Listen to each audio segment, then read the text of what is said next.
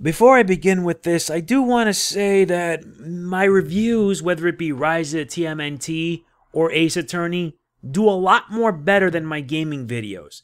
I ask to all of you who are watching this to please support my gaming videos at least, because that way it would give me less of a reason to complain and more of a reason for me to work even harder. And now let's get to the main event. I am MegamanNG and I welcome you to another Rise of the TMNT episode review. New episode, new review. And this one makes a lot more sense. This is episode 7B, aka Mrs. Cuddles. Here's the deal. I'll provide a summary as well as some of the main points, and there's a lot to go about here, so let us begin. It starts with the Turtles congratulating April for getting a new job. An acting job of sorts. But things go from good to outright crazy when they see a cute cartoon bunny, and Raph goes nuts over it. They laugh it off, especially Splinter, but Raph is not one to cower easily. Almost. But the fear of Mrs. Cuddles, the bunny in question, is driving Raph to the breaking point, even if it is a prank. But his fear really starts to drive him paranoid.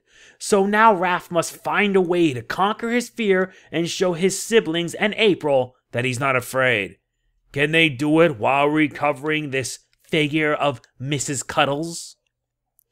Like I already mentioned, new episode, new review. There's only one this week and it's the other one. Last week was episode 7A.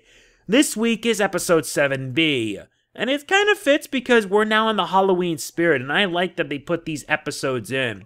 The plot itself centers on Raph's fear of Mrs. Cuddles, and that fear only causes it to grow in size and become very terrifying, or rather, screaming of sorts, and Raph must find a way to save his friends and his brothers while having to deal with this cute and cuddly figure.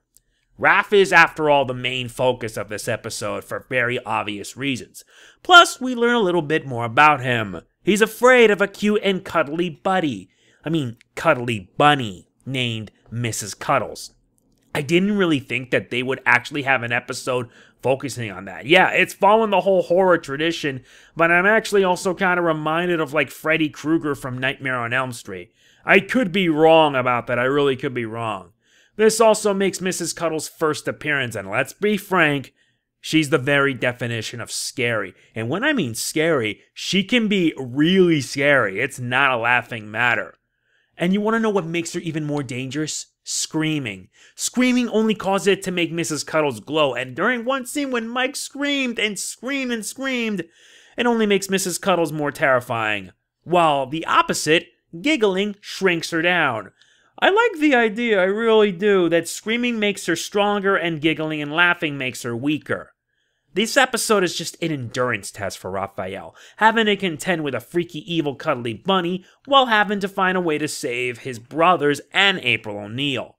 Although personally for me, if you want to know the highlight for me is Raph and Splinter beating Mrs. Cuddles in the best way possible. Yes, Splinter gets a chance to shine on this episode, and there's a reason why Splinter is considered the mentor for the Turtles, or in this case, the father to them.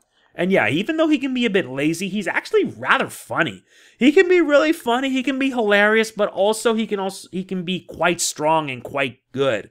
As you can see in the video here, or rather in the episode itself, because I DVR'd and watched it, and the episode was very good. It does make sense because, one, it's October and it's a month for scares. We already had the Gumbus last week, which was a really scary episode. This week, this episode was good. There is a lot of funny moments that'll make you laugh. But you know what they say, laughter is truly the best medicine. And laughter was the one thing that they were able to use to beat Mrs. Cuddles. Seeing Splinter laugh and laugh and laugh while Mrs. Cuddles shrinks was truly a highlight for me. But yeah, it was a nice change of pace, and plus it all took place in the turtle lair. And it really does help, I really do like that.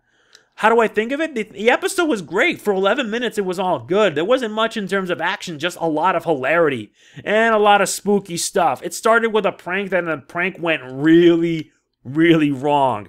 Trust me. And I never thought, why would a talking bunny have a mind of its own? I mean, it's just strange and weird. I have to also wonder if that bunny got mutated. What do you guys think?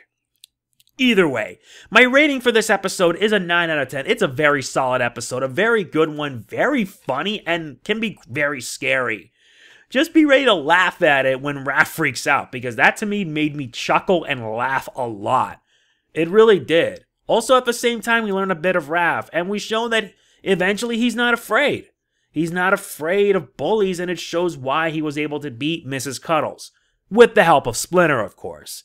Anything involving Splinter is good, and I will praise Eddie Bauza for his good voice work. He did a pretty good job, and I liked it. So yeah, that is going to be it for this episode review. It's not a long review. I'm running for time, and I got to make sure I get another thing in before I move on to getting to work on either more Starlink or more Soul Calibur 6.